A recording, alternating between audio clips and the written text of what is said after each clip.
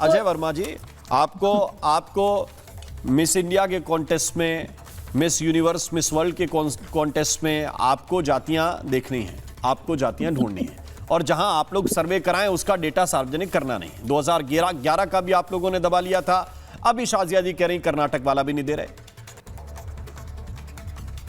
राम मोहन जी, जब हिंदुस्तान में एक वास्को डिगामा साहब जब से 2014 में गुजरात से आए, तो वो नॉन बायोलॉजिकल के जितने भी प्रवक्ता, नेता, शिष्य हैं, वो सारे लोग केवल एक ही सूत्र में लगे रहते हैं, पंडित जवाहरलाल नेहरू, कांग्रेस पार्टी, राहुल गांधी। बस इनके सुभाष के अलावा इनके पास ना कोई काम है। कांग्रेस के जितने काम है उसको अपना बताने की मोहर लगाते हैं और केवल अडानी को बढ़ाने का काम करते हैं। ये तो हो गया सूत्र इनका। अब रही जातीय जनगणना की सवाल और जातीय जनगणना। हिंदुस्तान हिंदू, मुस्लिम, सिख, ईसाई, बौद्ध, पारसी, यहाँ सबको समानता का अधिकार बाबा साहब का संविधान देता है। सब लोगों को अपने अपनी बात रखने का अधिकार भारत का संविधान। अब ठीक है, हम लोगों की मांग थी, सरकार ने मान ली है, जातीय जनगणना है, इसे कराई है सरकार ने, लेकिन जो मेन मुद्दे हैं, जो मेन मुद्दे हमने मांगे संसद में, सारी चीजों को मांगी, उस पर ना कोई चर्चा है, ना परिचर्चा है, आरोप प्रत्यारोपण का। आपको यही नहीं पता कि आपका मेन मुद्दा क्या है? पिछले 4 साल से आपका मेन मुद्दा ये था, अब मेन मुद्दा कुछ और हो गया। नहीं, हमारे तो नहीं, आप सबसे पहले तो यही समझाते थे कि सारे मुद्दे इधर उधर के बेकार हैं, जब तक ये तय ना हो जाए कि किस जाति का कितना आदमी है। राम मोहन जी, हमारे जनता का हर मुद्दा, चाहे वो बेरोजगारी का हो, गरीबों का हो, पेपर लीक का हो, महिला अत्याचार का हो, देश पे व्यापारी के जीएसटी का हो, देश के युवाओं की नौकरी का हो, या जातीय जनगणना का हो, या चढ़ावा चोरी का हो, या नीट पेपर में डकैती हो, ये सारे मुद्दे अपोजिशन के हमारे हैं, जो जनता के। और केवल जो अडानी का मुद्दा है, रास्तों में काम लेने वाला और व्यापार करने वाला, नवरत्न कंपनी खरीदना, जहाज, रेल, नहीं, अब आप जातिगत जनगणना पे क्यों नहीं बता रहे कि भाई डेटा कहां रखा है आपने? डेटा अगर आप लोगों ने अधिकारियों से पैसा वैसा खर्च करके बढ़िया बना लिया तो उसको दीजिए, देश को समझ में आए कि क्या कर रहे हैं। डेटा हमारा डेटा तो सार्वजनिक है। कहां सार्वजनिक? 2011 का सार्वजनिक हुआ, उसमें भी करोड़ों रुपए खर्च हुआ था। सर सुन लीजिए, कोई कांग्रेस का कर्म तो आम है दुनिया के वास्ते, और कोई कितना ले सके ये मुकद्दर की बात है। तो भाजपा के मुकद्दर की बात है। कांग्रेस का कर्म है दुनिया के वास्ते। अच्छा, वो सारे कर्म तो बाहर निकाल दिया भैया। अब मुझे बताइए, इतने कर्म हो चुके हैं बाहर, इतने कर्म हो चुके हैं कि पार्टी का कर्म हो गया भाई। पार्टी के कर्म हुए जा रहे नहीं है। और ढूंढ के लोग, खासतौर से उत्तर प्रदेश जैसे स्टेट में तो ढूंढ के लोग ये कह रहे हैं कि कहां से हरा देना है इनको। हम भगवान श्री राम के दान चोर नहीं है।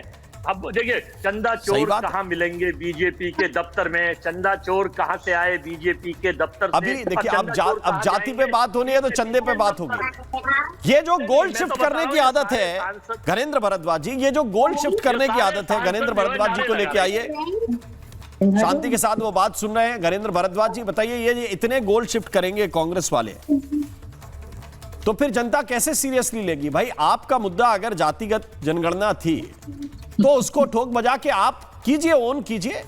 सरकार आपकी बात मान रही है, उसको आपको अगर क्रेडिट नहीं देना तो मत दीजिए, लेकिन विषय पे तो रहिए। भारद्वाज जी। जी, भारद्वाज जी की आवाज नहीं आ रही मुझे। हाँ, राममोहन जी आवाज आ रही है? अब आ रही है, बोलिए। हाँ, राममोहन जी, निश्चित तौर पर जातीय जनगणना जो सरकार ने कराने का निर्णय लिया है वो एक बहुत पुरानी डिमांड थी और सरकार को बहुत पहले मान लेना चाहिए था। और कास्ट सेंसस और कास्ट सर्वे दोनों में फर्क है, इसको भी समझना पड़ेगा, क्योंकि आपके डिबेट में कास्ट सर्वे का भी मैटर आया। कास्ट सर्वे कराना किसी भी स्टेट के पास राइट है कि स्टेट जो है कास्ट सर्वे करा सकती है, कास्ट सर्वे पब्लिश करा सकती है, लेकिन कास्ट सेंसस अगर कराना होगा तो वो सेंट्रल गवर्नमेंट को, यूनियन गवर्नमेंट को। कमाल की बात कह दी भाई साहब ने। जी, शाजिया जी कुछ कहना तो पहले आप कह दो, फिर मैं बाद में आराम से कह दूंगा। नहीं, पहली बार सुन रहे हैं ऐसी बातें। मुझे लगता नहीं था किसी को पता था। अगर आपने नहीं बताया होता तो हम लोग ठीक है। Okay Gharendra ji, please continue. Okay, हो सकता है आपकी नॉलेज दुरुस्त हो गई हो। मैं दूसरा ये कह रहा था कि कास्ट सेंसस कराना सरकार की क्यों मजबूरी बना, कि पिछले कई सालों से, क्योंकि देखिए क्या है कि आपने रिजर्वेशन तो दे दिया ओबीसी को, आपने एबीसी को भी रिजर्वेशन दे दिया, आपने एससी को भी दे दिया, एसटी को भी दे दिया, लेकिन आपके पास सेंसस ही नहीं है। अगर आपके पास सेंसस नहीं होगा, आपको पता नहीं होगा कि कौन सी कास्ट, कौन सी जाति, कौन सी, तो आप कैसे अन्याय कर पाओगे, कैसे जस्टिस कर पाओगे? तो ये बहुत पुरानी डिमांड थी कि इस तरीके से होना चाहिए। आप बार बार आ रहा है कि कांग्रेस ने नहीं कराया। अगर कांग्रेस ने नहीं कराया तो कांग्रेस को देश के लोगों ने सजा दे दी ना, ओबीसी समाज ने, एससी समाज ने, एससी समाज ने, ईबीसी समाज ने, कांग्रेस नहीं है। लेकिन जो सत्ता में होता है सवाल उससे पूछा जाता है। आज जो लोग सत्ता में हैं, अगर उनसे कास्ट सेंसस पे सवाल पूछा जा रहा है, उनसे कहा जा रहा है, तो इनकी जिम्मेदारी बनती है कि राजनीतिक जिम्मेदारी है सरकार की कि कास्ट सेंसस कराना चाहिए। और कास्ट सेंसस करा रहे हैं, निश्चित तौर पर ये कह रहे हैं कि कई दिनों से हम कह रहे हैं कि डिलिमिटेशन बिल ला रहे हैं। अरे आप 850 सीटें बनाओ, आप 1000 सीटें बनाओ, किसी को कोई प्रॉब्लम नहीं है। लेकिन कैसे आप रिजर्वेशन दोगे, कैसे एससी को दोगे, कैसे ओबीसी को दोगे, कैसे एसटी को जी। दोगे, कैसे महिलाओं को दोगे, उसके लिए तो आपको सेंसस में जाना पड़ेगा।